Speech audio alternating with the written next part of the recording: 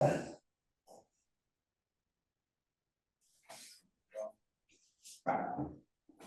bienvenidos a todos, gracias a todos los ponentes, a los tres. No sé qué bien, Dani, nos has dicho por ahí, ¿todo perfecto? Vale. Bueno, pues bienvenidos a todos a esta mesa de expertos en la que vamos a tratar de ver, para un emprendedor que empieza y puede tener esa sensación a lo mejor de que hay pues mucha burocracia, muchos trámites, no entiendo si hay esto, si hay lo otro, cuáles son las obligaciones y demás, ver un poco cómo esos trámites se pueden o bien agilizar o hacer de maneras que desconocemos, o ver un poco, en algún momento preguntaré también qué desconocimientos creéis que hay por ahí, o bulos que corren, ¿no? O cosas así. Y bueno, primero, antes que nada, quería presentar y dar las gracias a los tres expertos que tenemos. Tenemos a Marina Carbonell Serra. Marina ha completado el máster de acceso a la abogacía en colaboración con el Colegio de Abogados de las Islas Baleares. Y actualmente sé que preside la agrupación de jóvenes abogados de Baleares. Y como abogada colegiada, Marina sé que ejerce en diferentes áreas del derecho, tanto familia como mediación, en derecho penal y penitenciario, ¿no? Tenemos a María Cintas también, ¿no? Que es graduada por la Universidad de Educación a Distancia y cuenta con un doble máster en acceso a la abogacía y derecho laboral del Centro de Estudios de Amigues. María te especializas en derecho laboral, pero también has desarrollado temas de derecho urbanístico y varios cursos de especialización. Y online tenemos a Dani Herranz, es asesor fiscal especializado en negocios online y administrativo, parte también de varios emprendimientos, máster en tributación de la economía digital por el CEP de Madrid y MBA en Internet Business por la Escuela de Negocios INDI. Entonces, bueno, estamos tratando de cubrir ampliamente este tema, ¿no? Me gustaría empezar por preguntaros, bueno, ver un poco si vamos a hacer como un par de bloques, en la medida de lo posible, aunque luego damos nuestra dinámica, ¿no? Si surgen preguntas y demás. Me gustaría que empezáramos un poco por ver cuál es el panorama actual, ¿no? ¿Dónde nos encontramos? Yo os voy a preguntar por ahora, pero si veis que en algún momento hago de colación, pues adelante, ¿no? Empezando por el tema fiscal, en términos fiscales, ¿qué trámites o requisitos creéis que imponen mayores complicaciones a los emprendedores, ¿no? De cara a esas primeras semanas, primeros meses, donde partes de cero, donde no tienes muy claro por dónde tirar, que puede ser necesario, ¿no? ¿Cuáles creéis que son los trámites que son más complicados? Yo estoy... Dani, si quieres Sí, empezar tú. si quieres, empiezo yo si queréis. Como habéis comentado, yo estoy especializado sobre todo en negocios online. Entonces, como podéis imaginar, en el despacho vienen muchas personas o bien que han empezado ya a tener cierta actividad económica y por lo tanto pues han lanzado algo, un infoproducto, un e-commerce, lo han hecho un poco, digamos, sin pensar y de repente se han encontrado con que la cosa tracciona y empiezan a ganar dinero, ¿no? Y normalmente siempre la pregunta es la misma, ¿no? ¿Ahora qué hago? Porque me encuentro un poco con un problema porque no quiero que Hacienda ahora me venga a pedir cuentas o qué ocurre, ¿no? Porque no quiero, digamos, empezar haciéndolo mal, ¿no? Y las primeras preguntas siempre son iguales, ¿no? ¿Tengo obligación de darme de alta como autónomo? ¿Tengo que regularizarlo? Si esto es un hobby, por así decirlo, ¿estoy obligado a darme de alta? Una vez que se pasa un poco esa fase y se le hace entender al cliente que normalmente va a tener que darse de alta y lo va a tener que regularizar y lo va a tener que tributar, la siguiente pregunta que suele darse es ¿qué forma jurídica le tengo que dar a mi emprendimiento? ¿No? ¿Qué es mejor? ¿Ponerme como autónomo o montar algún tipo de sociedad, una SL o similar, ¿no?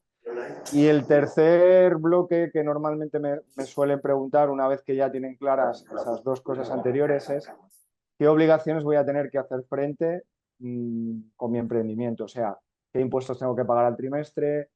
¿Qué tengo que pagar al mes de seguridad social? ¿Cuáles van a ser los plazos? me van a crujir mucho, me van a crujir poco, ¿no? Un poco, suelen ser las tres preocupaciones que yo más me encuentro, ¿vale? Y un poco por resumir lo que preguntabas al principio de dónde estamos ahora, yo creo que se están poniendo en marcha por parte de la administración muchas herramientas y se están intentando dar facilidades, sobre todo a la creación y al acortamiento de los plazos, ¿no? Y también a que el acceso tanto a información como a las posibles obligaciones fiscales que derivan de nuestro alta, tanto como autónomo como con una empresa, pues lo podamos hacer por Internet con un certificado digital y sea bastante sencillo o accesible para todos. Es verdad que, pues como todo, pues lleva un tiempo, pero yo creo que estamos, en lo que se refiere a la administración electrónica dentro del ámbito fiscal, muy avanzados, o por lo menos lo que busca la administración es que estemos cada vez más integrados dentro de esa presentación de impuestos por Internet, alta por Internet, etcétera, y no tengamos, digamos, que hacerlo de manera física. Perfecto, muchas gracias, Daniel. Mm. María, Cintas, esta pregunta creo que sería más bien para ti, ¿no? Pero bueno, en cualquier momento, al final entiendo que va a haber partes donde quizá la frontera sea difusa, ¿no? Entre quien puede responder una cosa a otra o quien tiene experiencia específicamente más en una parte, ¿no?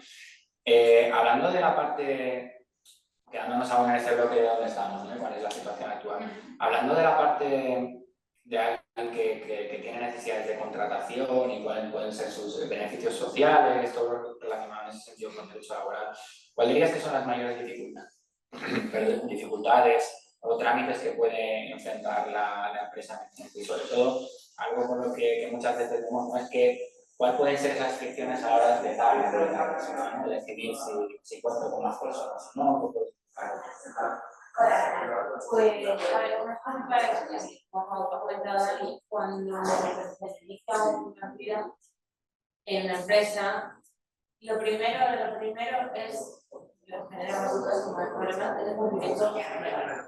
Es decir, cumplimos en mi parte, en parte laboral, es cumplir con todas las leyes laborales, que son complejas y a la vez van cambiando bastante. Y sí que es cierto que según qué territorios una ley puede ser diferente a otra. Entonces, lo que hay que, como hemos dicho antes, que es súper importante contar con una persona, tener referencias para que se ayude a cumplir con todas las leyes, para que luego evitarnos futuras sanciones, futuros problemas legales. Después también tenemos el problema de los costes de contratación. Cuando ya somos suficientemente grandes y nosotros mismos no podemos abarcar todo el trabajo, contratamos a una persona. Una o queremos tener trabajadores. Los trabajadores cuestan bastante dinero, porque ya no solamente el tema de nómina de pago, no, sino también todos los temas de beneficios sociales, que yo creo que hay trabajadores libres, y aparte de todas las cotizaciones, ahí está pasando el trabajador. ¿Cuánto debo yo pagar por ciclo? Yo debo pagar 1.000 euros, pero por detrás no, yo pago 2.000.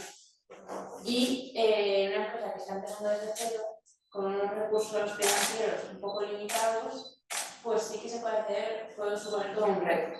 Es decir, lo que aconsejamos es tener toda la parte financiera bien estructurada, tener un buen plan de negocio y ir creciendo, ir controlando a medida que la empresa va creciendo, pero de forma realista.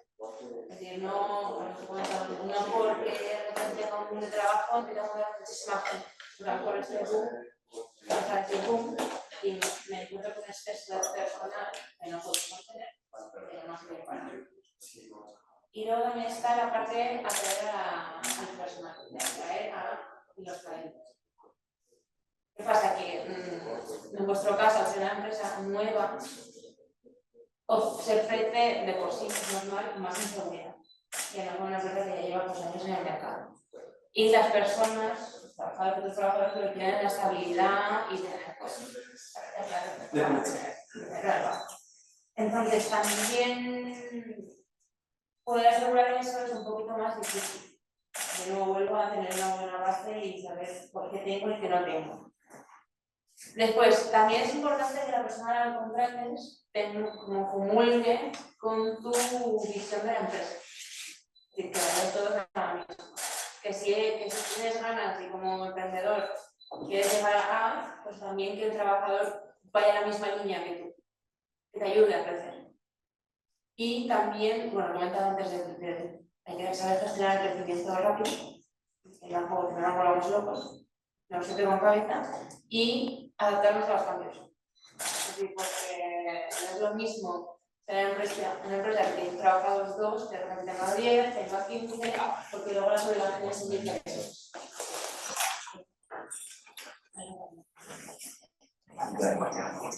Marina, qué bonito, Marina. Marina, perdona. No sé, quizás tenemos ahora un tema del que todos solemos hablar. Hace unos años vivimos con una regulación mucho más fuerte, no tenemos, en muchos casos no tenemos claro qué es obligatorio, qué no, con qué hay que cumplir y demás. Y es que cuando hablo de la protección de datos, ¿no? Cuando hablamos de emprender, pues también hablamos de gestión de un montón de datos privados, ¿no? Como pueden ser de clientes, de empleados, de proveedores. ¿Cómo está el panorama actual? ¿Cuál es la situación en cuanto a ese tema y qué cosas tiene que saber como mínimo? Buenos días, aprovecho para agradeceros vuestra asistencia y paso a responder a la pregunta que has formulado. Bien, en cuanto a la protección de datos, lo que hay que hacer es no atascarse con la burocracia y pasar a simplificar todos aquellos trámites legales. A grosso modo, ¿qué tenéis que saber? Como bien has dicho, hay una complejidad normativa, porque por la aprobación del Reglamento General de Protección de Datos, la normativa se ha vuelto mucho más estricta. ¿Y qué problema real nos encontramos? Que, tristemente, la protección de datos todavía no se imparte en las facultades, ¿no? Se imparten el conocimiento de cómo hacer este producto. Pero rara vez, ahora empieza, pero rara vez hay una mención a, bien, este producto el día de mañana vas a tener en cuenta protección de datos. No se enseña. Con lo cual, entender un texto jurídico puede ser un poco complicado, ¿vale? Así que, a grosso modo, saber que tenemos un reglamento, que la solución a nuestro problema estará contemplada en el reglamento. Bien, cuando hablamos de burocracia, la gente se asusta. Entonces, nos da miedo empezar, no sabemos por dónde empezar y esto ralentiza. Todo lo contrario, ¿vale? Lo tenemos que enfocar a la obtención del consentimiento.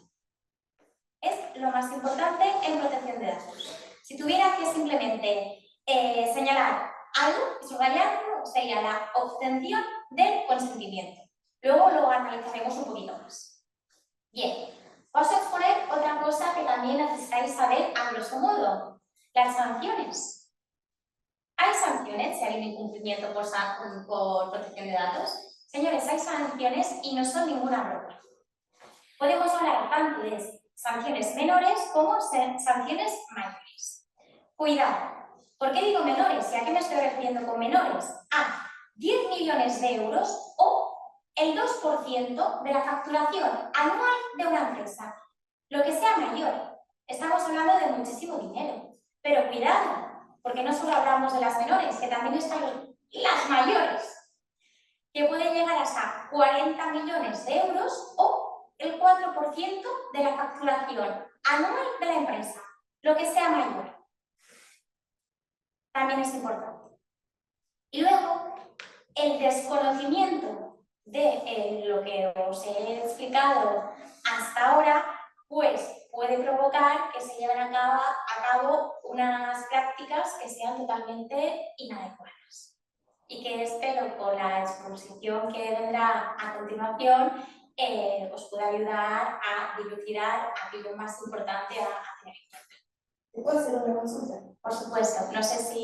Sí, no hay problema, hay tiempo para eso. Vale. Esto de la protección de datos, ¿es fácil después de comprobar si una persona, por ejemplo, en el caso nuestro sería copiar la producción de un producto o la fabricación de un producto? ¿Es fácil después de comprobar y después ese empleado posiblemente no sea solvente para pagar ese tipo de sanciones? Entonces, ¿cómo se lleva a cabo después a nivel legal? ¿Cómo terminas con eso? ¿Cómo se lleva a cabo a nivel legal? Bueno, hay que estudiar en ese caso qué tipo de sanción sería, cuál sería la sanción, y ahora hay un procedimiento judicial en los tribunales para la reclamación de la deuda que no se haya podido satisfacer. Por supuesto, tendríamos que ver si hay una sociedad creada o si no hay una sociedad creada. ¿Por qué? Porque hay que ver quién responde, ¿no? Responde la sociedad, responden los socios, responde el autónomo.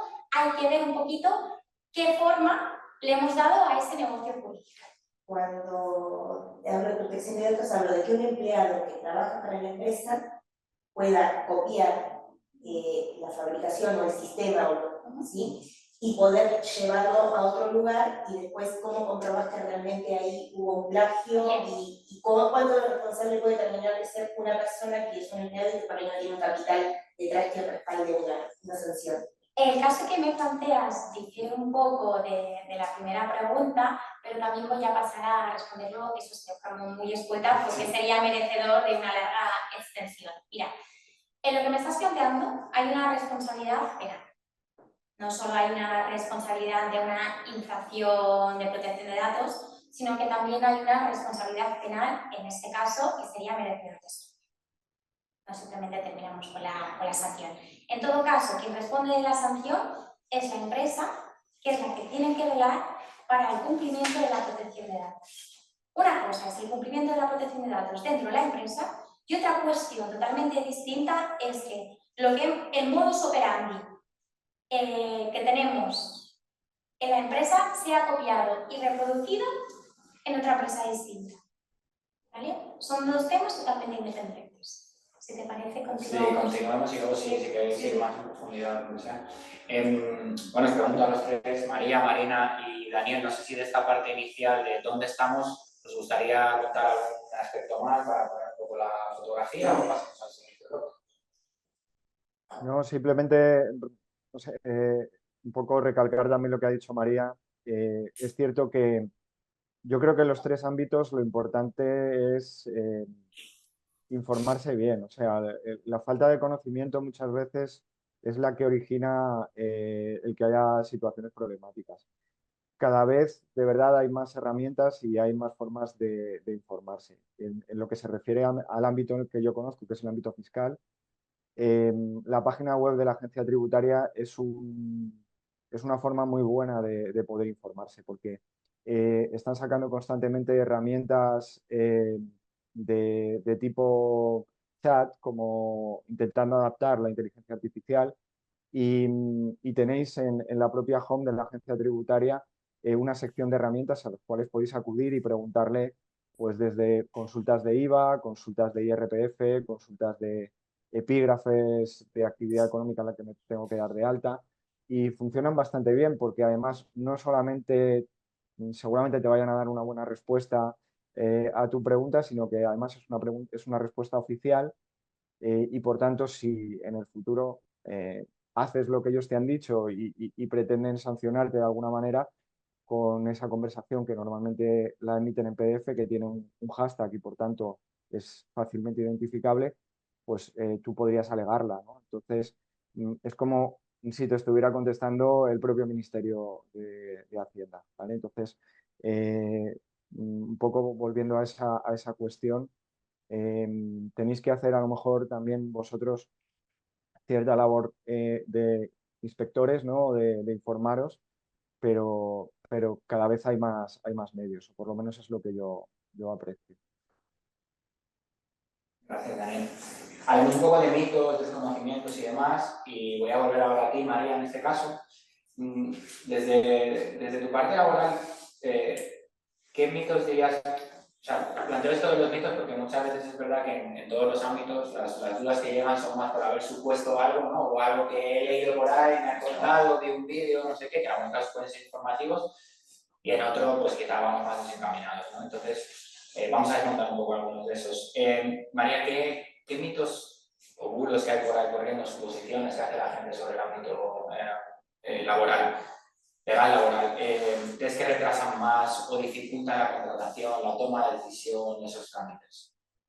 Los problemas que actualmente están surgiendo y que hacen que para el empresario sea complicado encontrar personal quiera realmente trabajar o que cumpla con los requisitos, es que tiene una serie de ideas y los trabajadores como que los han implantado, pero lo han escuchado, lo has comentado tú, y que se piensan que eso pues va a misa, ¿no? O que no tiene nada que hacer, por ejemplo.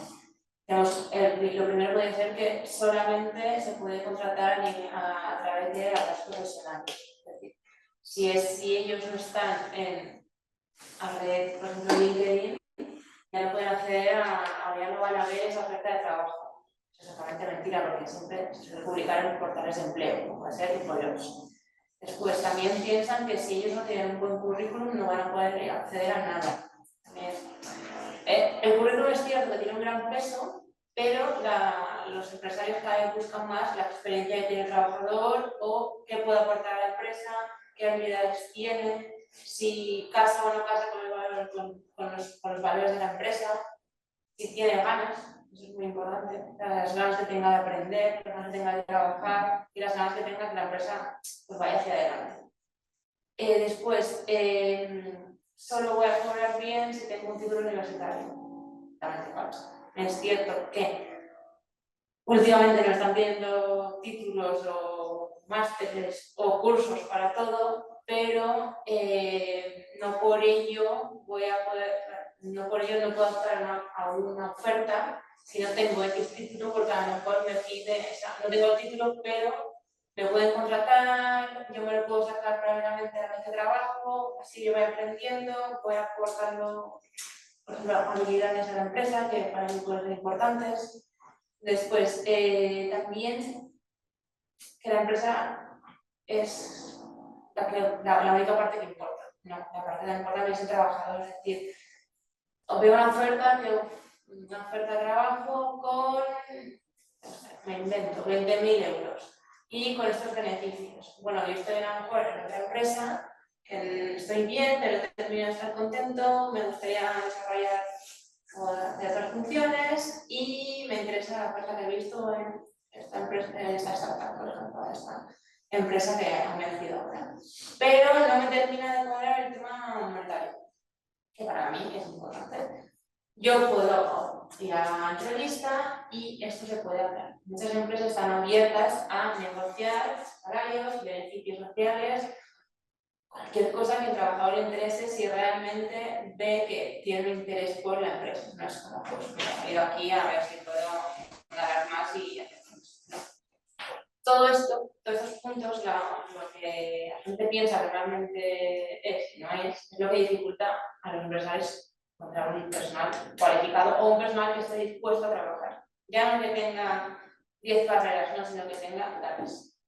Y que tenga, vale, pues sí, yo voy a hacer esto, o yo tengo ganas de crecer, quiero que te vaya bien, porque de repente a mí me va a ir bien. Eso es muy importante, porque lo único que consiguen es que limitan el alcance, es decir, el candidato como sí mismo se está desprestigiando y se desvalora, y lo único que hace es que estás fomentando la sociedad, situaciones o expectativas que no son las medios reales. Realmente cuando realmente quieres algo, hablando, la gente se entiende.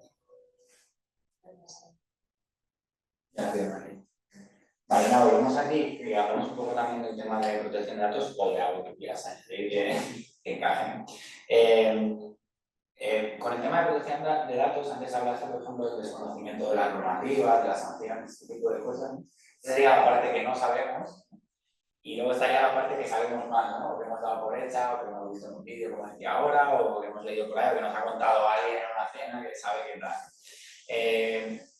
En ese sentido, en toda esa parte de protección de datos y todo lo que implica cuando uno empieza o está emprendiendo, toda la información que tiene que proteger, etcétera, etcétera, ¿qué mitos dirías tú que, o has visto tú que están corriendo por ahí, que están poniendo o bien las cosas más difíciles o haciendo que hagamos las cosas más porque pensamos que son de otra manera, ¿no? ¿Cuáles nos están liando de hacer los trámites? O bien para empezar a aprender o para continuar con la actividad de una empresa. Bien, a día de hoy, como os he venido comentando, el enfoque que se da a la protección de datos es crucial, pero ya no por la propia normativa, sino también por la conciencia que empieza a tener la gente sobre la privacidad. a día de hoy el tema de la privacidad es un tema muy latente y de forma muy reciente la protección de datos se ha visto amenazada en distintas administraciones públicas. Es decir, ya empezamos a tener problemas. Entonces, si bien es cierto que la regulación es rigurosa, no basta decir que la regulación es rigurosa. A vosotros os interesa saber en qué aspectos es rigurosa. Bien, en la recolección de datos, en el almacenamiento de estos datos y en el uso. Recolección, almacenamiento y uso. ¿Para quién? ¿Para nosotros que somos emprendedores? No, señores, no solamente para ustedes o para vosotros en este caso. Para clientes, empleados y proveedores. Dígase, para cualquier persona con la que trabajáis. Cualquier persona con la que trabajáis tiene que tener claro la protección de datos de vuestra empresa. ¿Qué datos se desprenden? ¿Cómo se recolectan? ¿Se almacenan? ¿Y qué uso le vamos a dar? Por otro lado, el tema de... Bueno, un poquito lo que os he referido del aumento de la conciencia social que tenemos. Esto tampoco... Pero bueno. Y luego está el tema de la ciberseguridad. Bien. A día de hoy, como también venía refiriendo, pues se han dado ataques informáticos, amenazas que han comprometido la información de datos. Bien. Todo esto, lo más importante es saber cómo lo podemos evitar. Así que ahora me voy a tener que poner un poquito técnica, pero lo voy a hacer de forma totalmente amena. ¿De acuerdo? El consentimiento. Bien, hay que darle el consentimiento. ¿Cómo tiene que ser ese consentimiento? Explícito, claro, ¿vale? ¿Cuándo tiene que darse el consentimiento? Esto es importantísimo. Antes de recolectar estos datos. Si previamente no hay un consentimiento, no podemos recolectar ningún tipo de datos. Consentimiento, lo más importante. Los derechos de los usuarios. ¿Tienen derechos? Hay que saber cuáles son y también se tienen que reconocer. ¿Cuáles son estos derechos? Tienen derecho a acceder a los datos, a rectificar los datos que nos han aportado, a borrar estos datos o bien a oponerse a su tratamiento. Con lo cual, esto también tenemos que valorar. Por otro lado, política de privacidad. Cuando os digo política de privacidad, seguro que os suena un mundo, pero quizá no sabríais qué palabra o qué adjetivo poner. Mirad, yo os voy a enseñar de una forma muy sencilla a qué podemos responder con la política de privacidad. Son dos preguntas. ¿Cómo y quién? Por lo tanto, política de privacidad. ¿Cómo? ¿Cómo se gestionan y cómo se protegen? ¿Quién? ¿Quién puede acceder? Por lo tanto, cuando estamos hablando de política de privacidad, nos estamos refiriendo a quién puede acceder, cómo se gestionan y cómo se protegen. Siempre que vosotros podáis responder a estas dos únicas preguntas, vais a estar cumpliendo con la política de privacidad. Bien, pasamos a la seguridad de los datos. Levantad la mano. ¿Cuántos de aquí cambiáis la contraseña de vuestro correo electrónico de forma regular en el plazo de 3 meses? Muy bien por quienes habéis levantado la mano y muy mal por los que no la habéis levantado. Es decir, es importantísimo que haya un cifrado, un acceso restringido y sobre todo una formación para el personal. Y aquellas pequeñas cosas que podemos introducir nosotros de la forma tan fácil como poniéndonos un recordatorio en el móvil de cada medio año cambiar la contraseña. Y yo os he puesto el ejemplo práctico del correo electrónico. Pero sabemos que no solamente tenemos una contraseña para el correo electrónico, sino que hay diversas plataformas. Todo eso de forma periódica se tiene que ir revisando y cambiando, sobre todo actualidad. Bien, la notificación de brechas. pues también es un sector en el que no podemos fallar. ¿Qué hacemos si tenemos una brecha? Bien, aquí la normativa nos dice dos cosas y aparte lo diferencia. Cuando hablamos de autoridades, se dice que se tienen que notificar en un plazo de 72 horas desde que se haya obtenido el conocimiento, salvo que la infracción no presente un riesgo para los derechos o las libertades del individuo. Pero la protección de datos siempre se vincula a uno de estos derechos o libertad, con lo cual difícilmente va a haber una brecha sin que se vean afectados los datos. Bien, ya hemos resuelto en cuanto a las autoridades. ¿Y qué pasa con los afectados? La normativa nos dice que hay que notificarlo sin dilación indebida. ¿Qué quiere decir sin dilación indebida? Inmediatamente. Siempre. Que comporte un grave riesgo en cuanto a libertades o derechos de estos afectados. Pero es que además la normativa nos dice un poquito más, porque ya no estamos hablando de autoridades, estamos hablando de afectados. Por lo tanto, ¿cómo se les tiene que informar a estos afectados? De forma clara, sencilla, que lo puedan entender. Pero no solamente se tiene que informar de que ha habido una brecha, sino también de qué medidas se han adoptado. Y ya para finalizar, os quería comentar que también necesitáis tener un registro de estas actividades de tratamiento. ¿Qué tienen que incluir? Poco. ¿Qué tipo de datos? ¿Qué finalidad se le da a estos datos? ¿Y qué tiempo de conservación? ¿De acuerdo? La normativa os va a dar, es general, pero el programa que a vosotros os vaya bien. ¿Qué tipo de datos estáis recolectando? ¿Qué uso, qué finalidad le vamos a dar a esos datos? Luego iremos a la finalidad. ¿Vale? Y finalmente, ¿cuánto tiempo lo tengo que guardar? Claro. Yo, por ejemplo, en el despacho profesional no puedo tener quizá el primer expediente que tuve, ¿no? O sí, tengo que guardarlo 20 años, 10, 3, esto lo dice la normativa. En mi caso son 5, ¿no?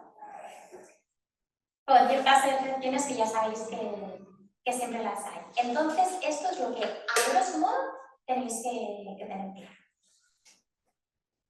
María. Daniel, vamos a volver a ti con esa parte fiscal y a desmontar algunos mitos. Antes hablabas de creencias o dudas típicas, ¿no? Ponías el ejemplo de si tengo que darme de alta sí o no, y por ahí hay 200 mitos y suposiciones, ¿no? Si tengo que facturar o no facturar de esta manera, como autónomo, sin autónomo, etcétera.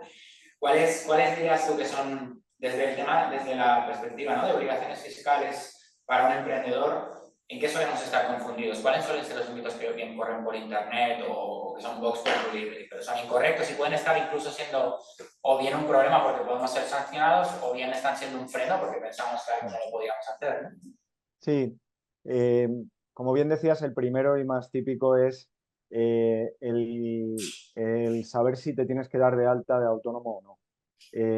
Esto viene motivado porque bueno, el alta de autónomos en España supone el alta en dos administraciones que hasta hace unos años eran independientes y no se pasaban información la una a la otra, que eran la Seguridad Social por un lado y la Agencia Tributaria por otro. Esto ha cambiado. Ahora ambas entidades comparten base de datos y, por lo tanto, ya no es posible que nos demos de alta en una de esas entidades sin el conocimiento de que la otra entidad sepa que lo hayamos hecho. Era muy común antes encontrarse autónomos que se daban de alta únicamente en Hacienda, facturaban 2 o 3 cosillas, ¿no?, porque decían que su actividad no era habitual y no pagaban el recibo de autónomos.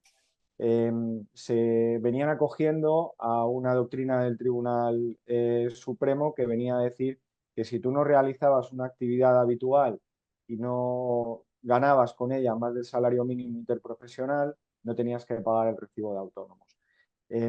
Esto se ha ido manteniendo hasta hace poco, pero ha cambiado en el año 2023 porque la forma en la cual tenemos que pagar los autónomos, nuestra cuota de autónomos ya no es fija. Antes nosotros elegíamos la base de cotización por la cual queríamos pagar la cuota de autónomos y lo que solíamos hacer todos es ponerlos la más baja, ¿no? La base más baja para pagar lo menos posible. Desde el 1 de enero del 2023 tenemos que pagar una cuota en función de los rendimientos mensuales netos que nosotros tengamos.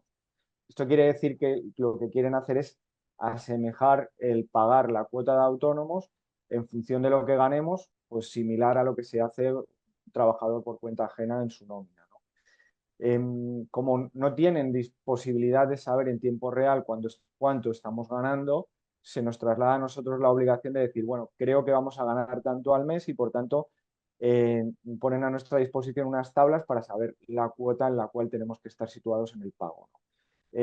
Y resulta que esas tablas contemplan ya cuánto tienes que pagar si ganas menos del salario mínimo interprofesional.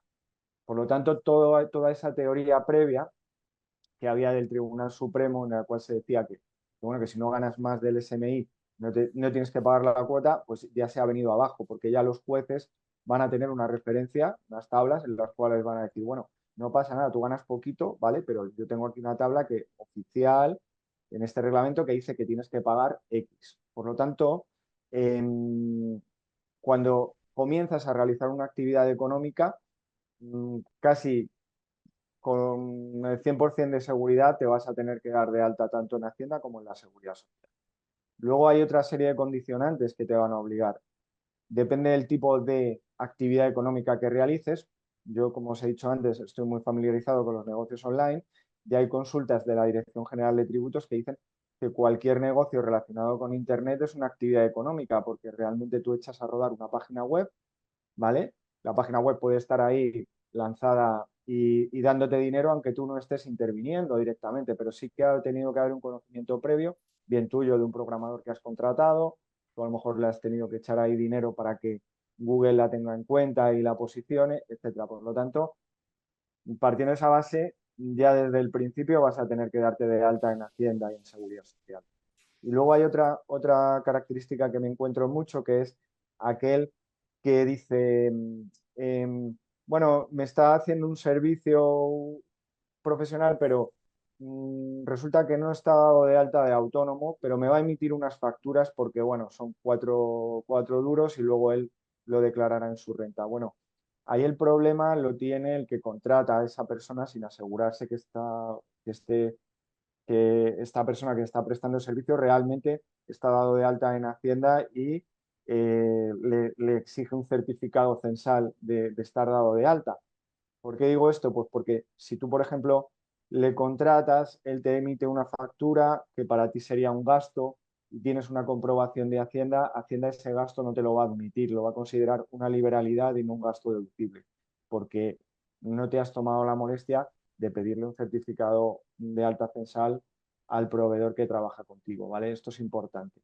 O sea, no todo vale, cada vez la administración tiene una capacidad de llegar más lejos y de hacer un control más exhaustivo y por tanto un poco si tiene que quedar un poco la idea principal es esta, ¿no? O sea, ya por desgracia en España, comparado con lo que ocurre en otros países, que es verdad que están registradas ciertas figuras para el autónomo que realiza estos mini jobs o mini trabajos que no le dan mucho dinero. En países como el Reino Unido o Alemania, tú no te tienes que dar de alta si no facturas a partir de ciertas cantidades, pero en España no es así, ¿vale? En el momento en el que nosotros realicemos por nuestra cuenta propia, estemos organizando los medios de producción y queramos conseguir con ello un objetivo económico, ¿vale? Aunque no estemos ganando ya dinero, o sea, aunque ganemos poco, ya seguramente vamos a tener que estar obligados a darnos de alta. Entonces, un poco, si tiene que quedar o destruirse algún mito de los que circulan por Internet, yo creo que debería de ser ese, ¿no? O sea, cerciorarse bien desde el principio si me tengo que dar de alta o no y tengo que regularizar mi situación desde el momento en el que me lanzo. Vamos a pasar un poco a la parte de qué soluciones, ¿no? Voy a ver qué maneras tenemos de hacer esto de formas más ágiles y demás. Voy a plantearos unas preguntas que son más o menos las mismas para todos, pero van un poco cada uno en vuestro ámbito, ¿no? Entonces ahí sí, si os parece, hacemos una rondita un poco más rápida de ir pasando por cada uno, pero la pregunta es básicamente la misma, ¿no? Si veo que nos aclaramos un poco, la repetiré, pero vuelvo aquí, Marina, por ejemplo, ¿vale? Para que cambie un poco el orden. ¿Qué formas tenemos de agilizar esos trámites? ¿Hay alguna solución digital que nos pueda ayudar en ese sentido? Cosas que el emprendedor desconoce que le pueden ayudar para, bueno, en la parte en este caso de protección de datos, especialmente, o alguna que quieras comentar para poder bien simplificar esos trámites o hacerlos de forma más ágil, más viva, más rápida. Sí, sí que es verdad que hay todo un sistema de individualización. ¿Cómo? Tendrían que ser como un poco de packs. De hecho, me he apuntado por aquí, como yo no estoy casada con nadie, ciertas empresas que sí que prestan este servicio y que nos vendría bien a todos conocer. Por ejemplo, plataformas de firma electrónica como DocuSign. Software de contabilidad automático como QuickBooks, Quilkit y herramientas de automatización como Zapier. Cualquiera de estas tres plataformas, cada uno en su ambiente, pues pueden agilizar estos trámites. Si bien es cierto que si me concedes un poquitín más la pregunta, os quiero comentar ciertos mitos que hay en relación con la protección de datos, más que nada para abundar un poquito en el conocimiento.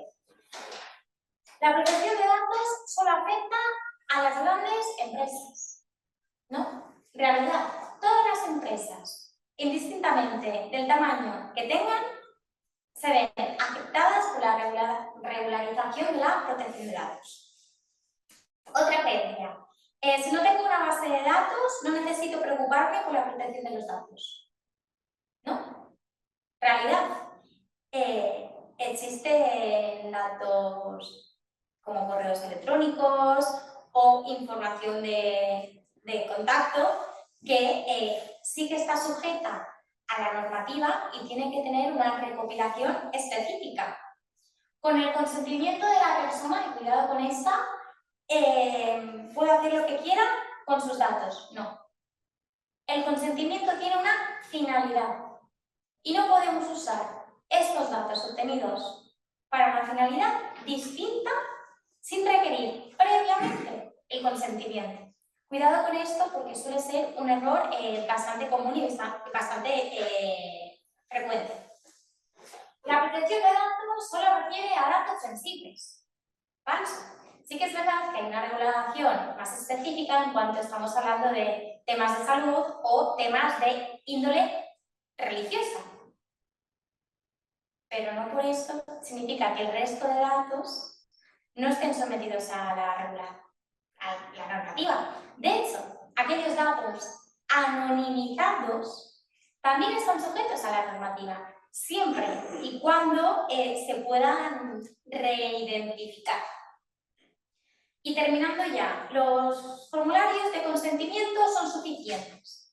No, no son suficientes. ¿Y qué pasa con la formación del personal y con las demás vertientes? ¿Por qué no son suficientes? Porque no son suficientes. O sea, si se estipula dentro el que das el consentimiento del tratamiento de tus datos, ¿sería suficiente? No. ¿Has formado al personal? No. Y luego, el papel que das de protección de datos, ¿lo has revisado desde cuando empezaste? ¿O hace 5 años que no lo revisas? La normativa ha cambiado, la práctica es la misma. Estamos en un mundo en movimiento. Y la protección de datos, y esto me gustaría que os quedarais con esa idea, es proactiva, en el sentido de vamos a poner remedio antes de que haya un problema. Así como hay otras jurisdicciones que ya se dice que la legislación no es tan preventiva, la protección de datos es una normativa totalmente preventiva. Hay que prever todo eso. ¿De acuerdo? Gracias, Marina.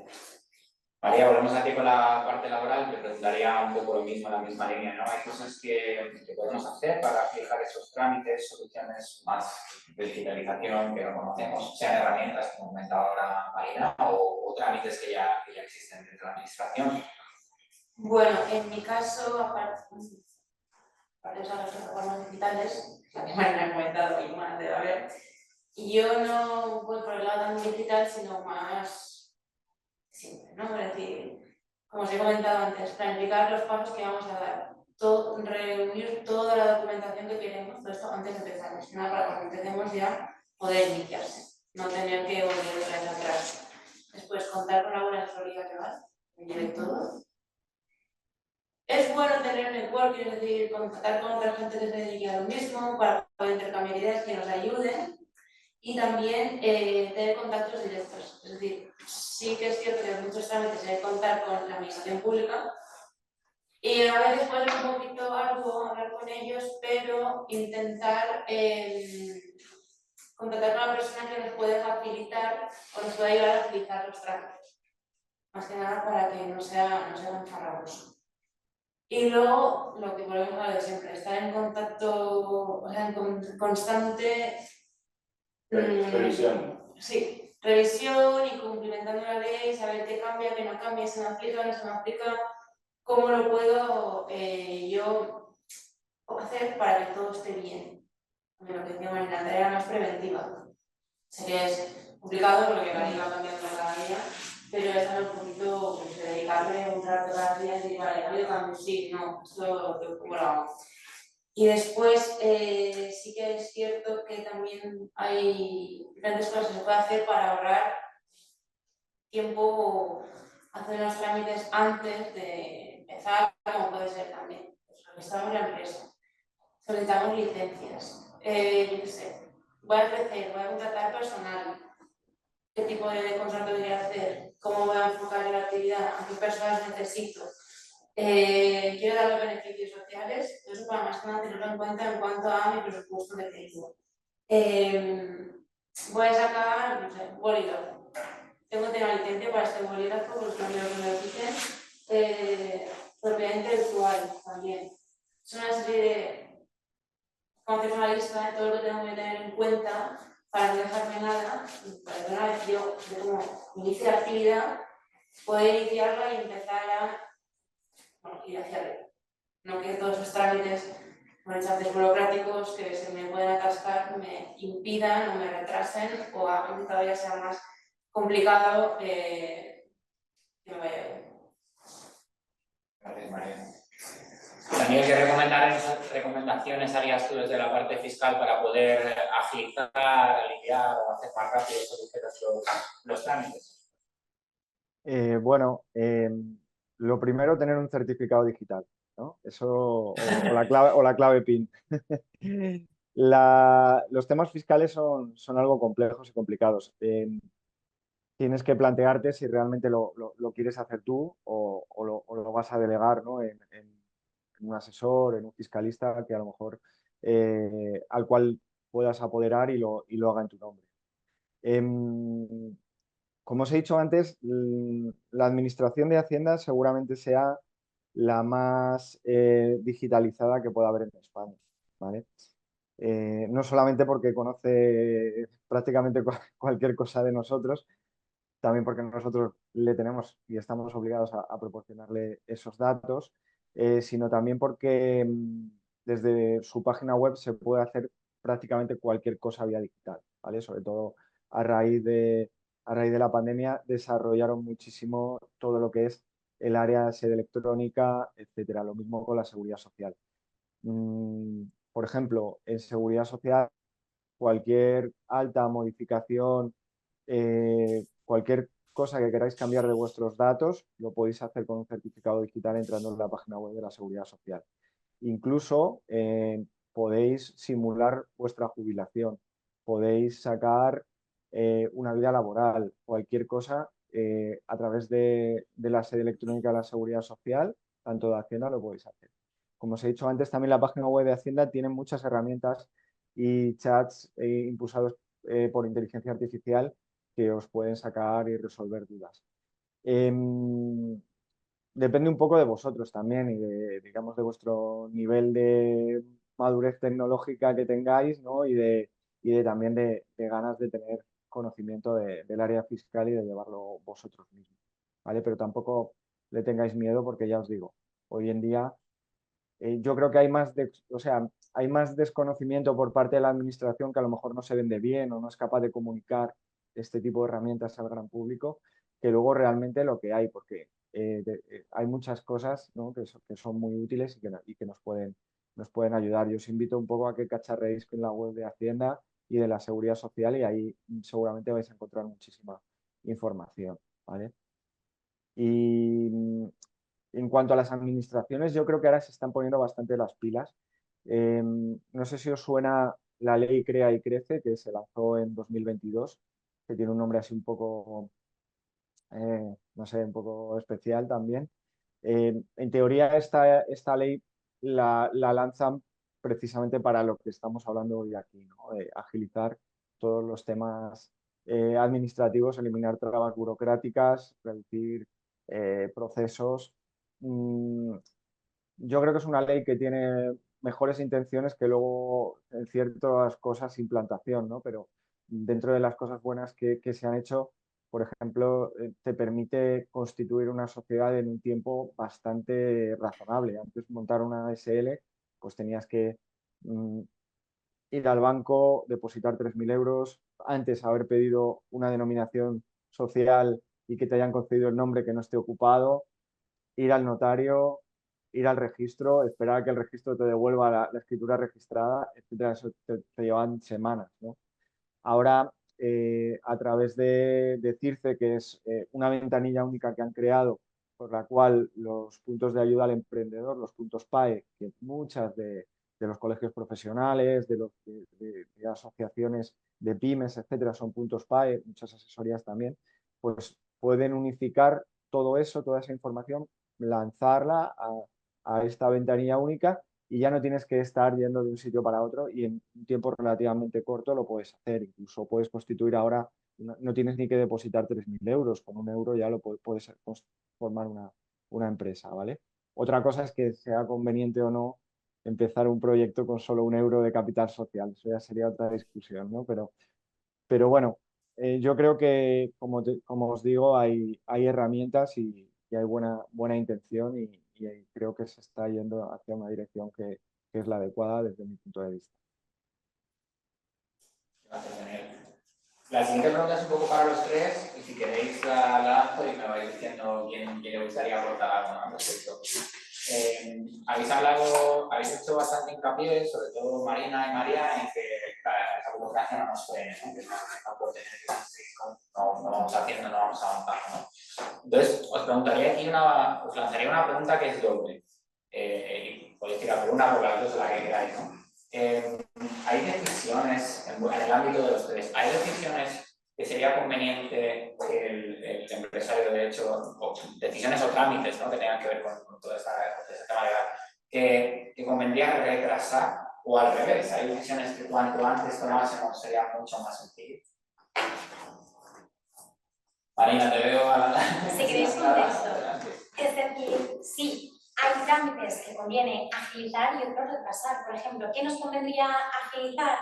Pues registros online de marcas y patentes, creo que es en vuestro caso, y firmas electrónicas legales. Todo eso son cosas que ayudan a agilizar. ¿Qué conviene retrasar? Pues hombre, quizás la creación de una sociedad un poco compleja, quizá conviene retrasarla un poco. O la obtención de según qué tipo de licencias hasta tener una solvencia de clientes, quizá también esto conviene retrasarlo un poco. Pero cuidado, porque el mensaje que voy a lanzar es que registrar una marca o proteger la propiedad intelectual evita tener problemas legales. Con lo cual, retrasar, bueno, realmente si el coste es muy elevado y en este momento no nos lo podemos permitir o no lo necesitamos, no hay una necesidad real.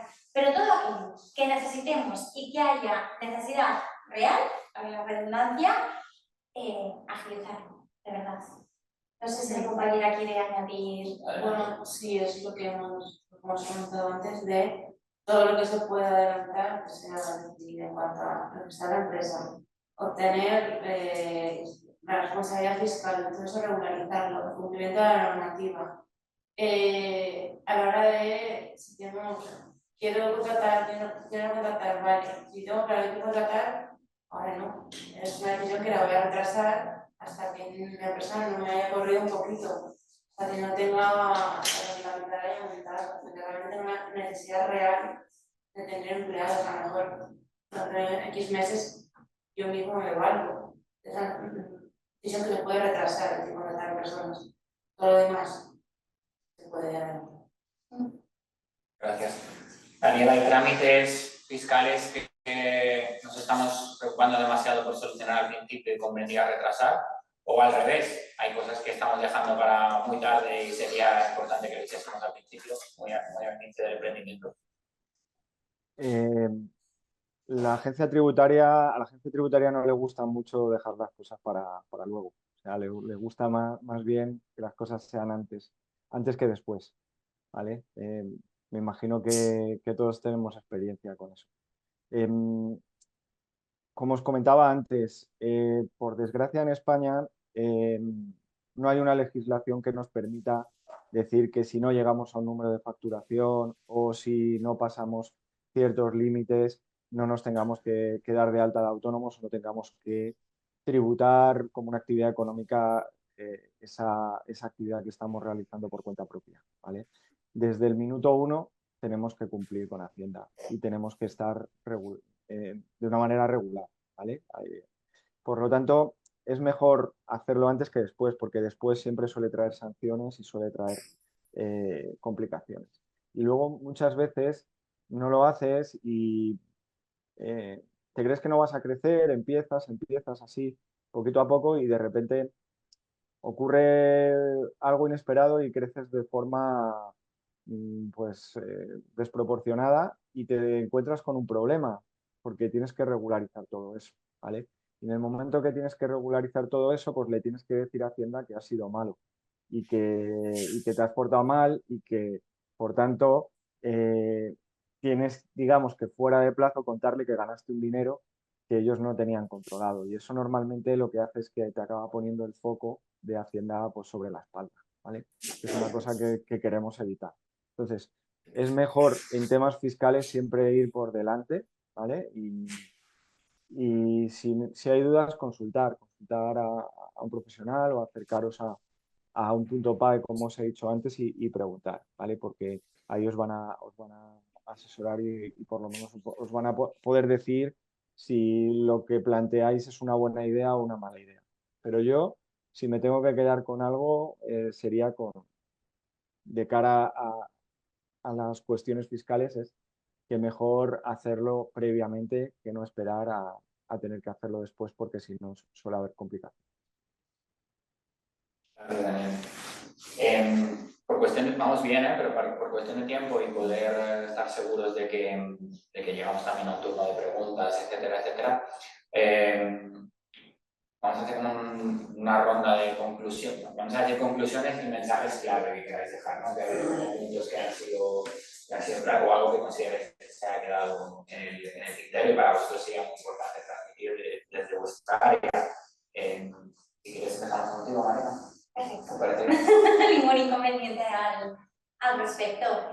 Yo me iré hoy de aquí muy contenta si habéis interiorizado bien lo que os he comentado en cuanto a la documentación, en cuanto a lo que hay que tener en cuenta.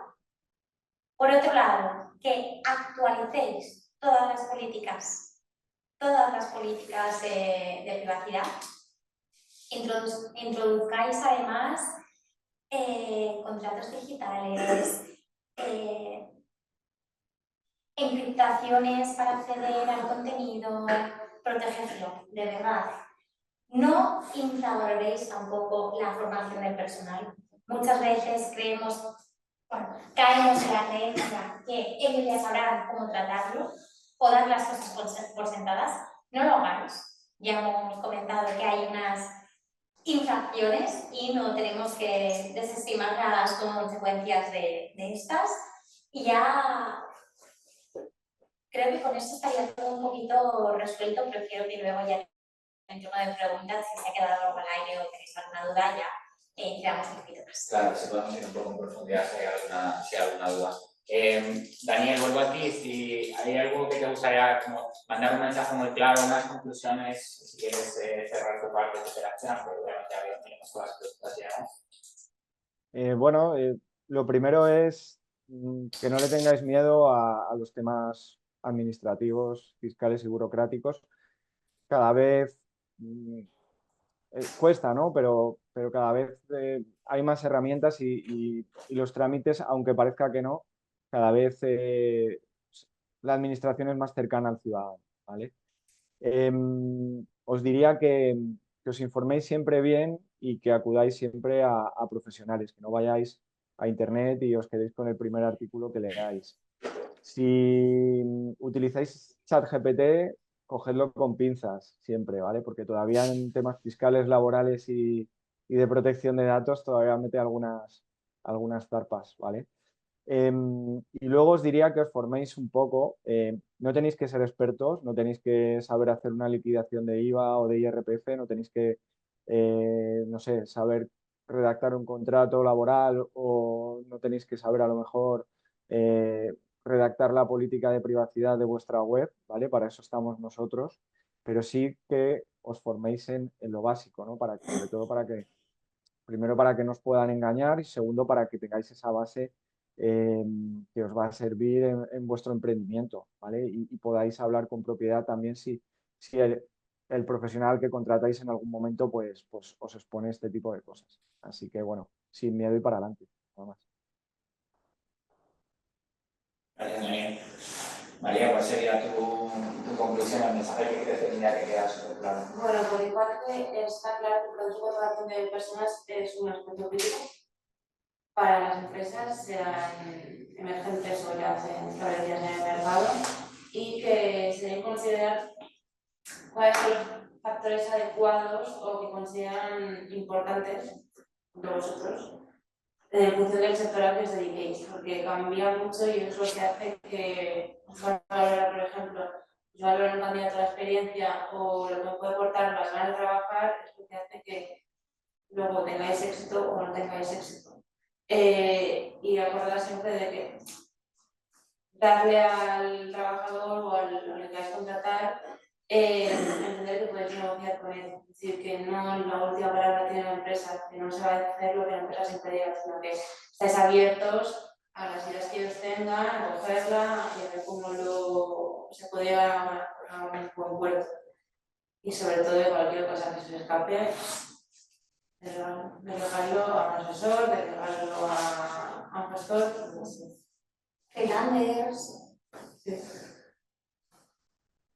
Gracias a los tres. Pues vamos a abrir el turno de preguntas para que podamos ir en profundidad si tenéis algún tema o hay alguna cosa que se ha quedado por ahí que no salió o tenéis una duda específica que os gustaría contestar. Y aparte, como tenemos la grabación, pues puede quedar ahí como soporte también para que pueda tener una duda similar. Pablo, yo bien, como te comentaba antes, sí que me tenía que ir, pero no quería perder ahora la oportunidad. Adelante. Permiso para preguntar primero. Porque antes me ha quedado algo claro. Cuando estabas hablando, por ejemplo, de la newsletter o un software de CRM, por ejemplo, que suele ser más indicado para captar información de los propios clientes, sigue siendo el mismo modus operandi. Es decir, al final, esa base de datos tiene un consentimiento, tiene una política de privacidad, tiene unos datos que recoges de un cliente y los tienes que tratar de forma también privada y no saltarte, o sea, sigue siendo lo mismo que estás diciendo, ¿no? Sí, pero no dejan de ser herramientas de gestión de la privacidad que a ti como emprendedor te van a ayudar a simplificar todo el proceso. Es decir, será el programa el encargado de avisarte, de decirte, hay un cambio de regulación, hay esto, estás introduciendo esto, novedad sobre. Hoy en ya parte, ¿no? El software, muchos softwares ya parten Por supuesto. de esas actualizaciones. Y aparte, pero si además encontráis un programa que os vaya bien a vuestra empresa y lo podéis automatizar, es como... Sí, al final está protegido para el propio Exacto. usuario y para nosotros. Pues esto, yo. Muchas gracias. Hasta luego.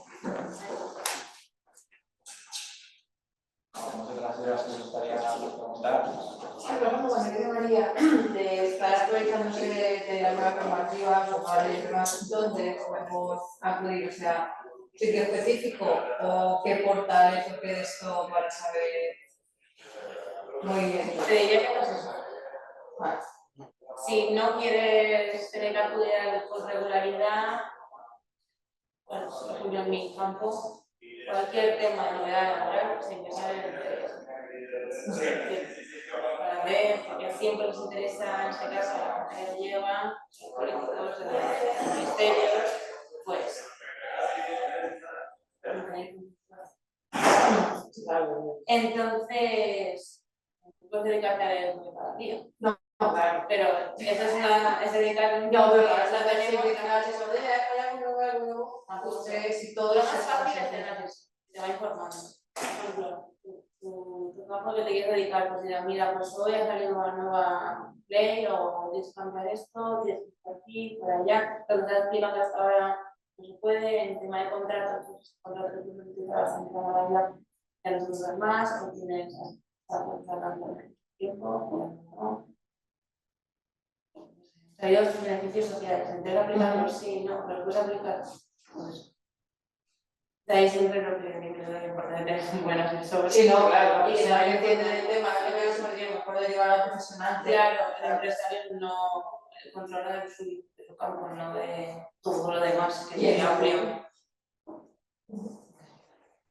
Y el tema de protección de datos, Marina, por ejemplo, en mi caso, por la web y tal es una historia, son las cookies, demás y eso, pero más o menos es parecido. Pero, por ejemplo, cuando el cliente me da la dirección de su casa para que acuda a dar el servicio, yo también tengo que supuestamente recopilarlos y tenerlos en una base o tal, o esto cómo iría.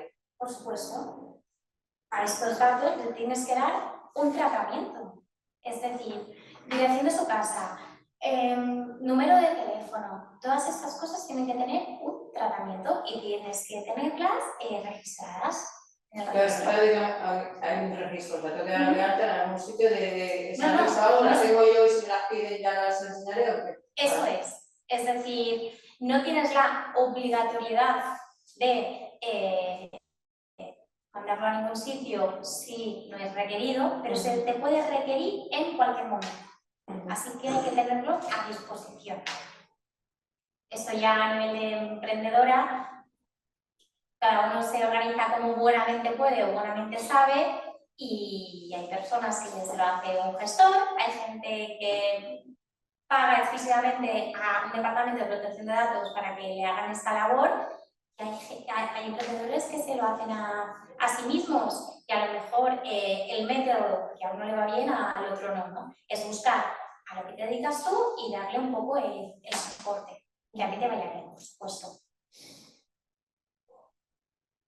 Hola, a Daniela, sí. Por tema fiscal de retenciones de IRPF, te quería preguntar, claro, nosotros como autónomos emitimos facturas y algunas, si son entre autónomos, tienen retención y tal. La pregunta es, si luego, entiendo que cuando se haga declaración de renta, vemos que alguno de las autónomos que le hemos facturado no ha hecho esas retenciones de IRPF a nuestro nombre, en ese caso, ¿tú qué serías partidario? ¿De esperar quizá que Hacienda nos pida más información y acreditarle la factura y la transferencia? ¿O bien requerirle a esa persona para que efectivamente ingrese? ¿O qué decisiones tomaría? Bueno, depende de lo bien o mal que te lleves con el cliente. Si es una persona que habitualmente trabajas con él, yo te diría que primero, normalmente esto aparece en los datos fiscales. Cuando tú vas a hacer la declaración, Hacienda a mediados finales de marzo ya está poniendo a disposición de nosotros los datos fiscales, ¿no? Te puedes meter en la página web de Hacienda, te los descargas y de repente ves que la empresa tal te ha ingresado menos retenciones de las que te debería de haber ingresado, porque se le han comido 2 facturas del último trimestre, por ejemplo. Si si te llevas bien con ellos, pues hablar con ellos y decir, oye, mira, que faltan estas 2 facturas, regularízalo y normalmente pues no pasa nada. El cliente lo mete en el modelo 190 y en el modelo 112 correspondiente del trimestre en el cual se le han olvidado ponerlas y ya está, ¿vale? Si es una persona, a lo mejor un cliente con el que solo has trabajado una vez, no te llevas muy bien con él o te ha hecho alguna jugarreta, te ha dejado de pagar, etcétera, lo que tienes que hacer tú en tu declaración es ponerlo, ¿vale? Poner aquellas facturas a las cuales pues tú has emitido y por tanto esa retención pues acreditarla con la factura. Hacienda te va a mandar un requerimiento y te va a decir, no cuadra lo que nosotros tenemos con lo que tú has puesto en tu declaración. Puedes esperar a que Hacienda te mande ese requerimiento y tú luego contestar aportando esas facturas y aportando si tienes los contratos que hayas podido firmar con esos clientes que no te han ingresado esas retenciones o los medios de pago, ¿vale? O bien, tú previamente, cuando presentas la declaración, hay un apartado que te permite adjuntar documentación a la declaración de la renta. Entonces, tú ya previamente puedes ser un poco chivato y decirle a Hacienda, oye, que este tío no me ha ingresado la retención, ¿eh? No vayas ahora a mí a pedírmela, ve ya directamente y pídesela a él, ¿sabes? Entonces, lo puedes hacer así, ¿vale? No sé si te he contestado. Sí, perfectamente, perfectamente, Daniel, gracias. Nada, hasta luego. ¿Tenemos alguna más por aquí? Ninguna. Entonces, a mí me gustaría ahora preguntaros a los tres, además de daros las gracias, que ahora me extenderé un poco más, ¿no? Pero a partir de ahora, para quien o bien tenga la grabación de esta sesión de hoy o para quienes están aquí ahora mismo, ¿cómo os pueden encontrar? ¿Cómo pueden ponerse? Aunque esto es un dato que os haremos llegar de manera digital, ¿no? Como participantes y demás, pero para que lo podáis comentar, ¿no? ¿Cómo podéis ayudar a emprendedores y clientes con los que estáis trabajando, nuevos clientes, etcétera? Y cómo podemos localizar a cada uno. Dani, empezamos por ti, si te parece. Vale. Bueno, a mí me podéis localizar en mi página web, que es www.daniherranz.com. Me podéis escribir si queréis por correo electrónico, si os han quedado dudas, alguna cosa ahí en el tintero. Mi correo es contacta@daniherranz.com, ¿vale? Está en la propia web. Y luego, pues, mis redes sociales, que hablo de cosillas de estas de impuestos y tal, pues son todas @daniherranz77, 77. O sea, que por ahí me podéis escribir tanto en Twitter como, bueno, LinkedIn, Instagram, las típicas. Así que os invito a que me preguntéis cosas, ¿vale? Y nada, y si queréis mandarme un correo y me ponéis Foro Ibiza, por ejemplo, en el título, os mando un regalo. Lo pondremos en el email también que enviaremos a los participantes, Daniel, para que lo tengan presente, ¿vale? Para que lo recuerden. Os mandaré el consentimiento antes para cumplir con la RGPD, pero... Perfecto. María, ¿cómo nos puedes ayudar y cómo te podemos localizar? Bueno, mi parte es toda la parte de derecho laboral, por eso puedo ser útil. Y os dejaré ahora tarjeta en la página de correo que es m.cintas@mg-asociado.com. También tengo un teléfono que podéis llamarme si necesitáis y los datos que facilitaré a Celo. Muchas gracias, Marina. Misma pregunta. Bien, sabéis que yo estoy aquí en representación de la agrupación de jóvenes abogados de Baleares y quiero aprovechar este momento para agradecer la colaboración, pues los dos en este momento estamos generando un espacio de referencia para el desarrollo profesional, que es el fin primordial que tenemos desde la agrupación de jóvenes abogados. Y para encontrarnos lo podéis hacer a través de nuestras redes sociales, LinkedIn, página web, que la volvemos a tener activa, etc. Nada más y muchas gracias por vuestra asistencia. Vale, bueno, yo quería dar las gracias a los tres Gracias, Daniel, que se ha conectado desde Madrid, ¿verdad? Nada, un placer y muchas gracias a vosotros. Y nada, me hubiera gustado estar en persona, pero tengo ahora la peor época de impuestos, que es el tercer trimestre, y estamos ahora un poco liados. Pero si no, me hubiera gustado ir allí y conoceros. Así que nada, cualquier caso, queda pendiente. Gracias.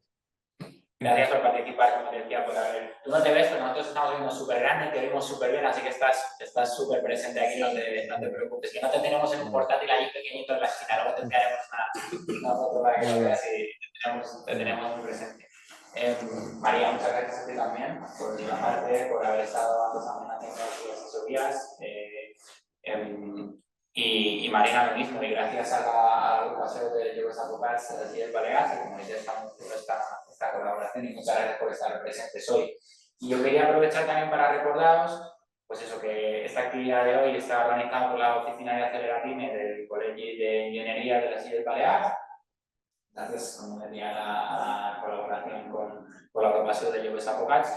Y recordaros que tenéis a vuestra disposición esta oficina de Acelerapyme, que presencialmente aquí en Ibiza estamos una vez al mes, pero que estamos proporcionando también no solo actividades de este tipo, sino también asesorías para temas generales de digitalización y específicamente para ayudas como la de Kit Digital, Kit Consulting, uno de conectividad y otras ayudas de Red.es de las que los empresarios, emprendedores, autónomos, etcétera, se pueden beneficiar. Entonces, a los que estáis aquí físicamente os daremos os daré una tarjeta ahora para que podáis contactar, y esas asesorías, he comentado lo de la presencia aquí una vez al mes, pero tened en cuenta que las hacemos o en formato telefónico o por videollamada o presencial, ¿vale? O sea, que la que os vaya mejor, es muy fácil contactar, registraros, o unas más si el registro es tedioso, enviáis un correo y a partir de ahí nos ponemos en contacto y arrancamos ese proceso para poder hacer una asesoría. Muchas gracias a todos por venir, muchas gracias de nuevo a los tres y espero que nos veamos pronto en otra partida. Muchas gracias.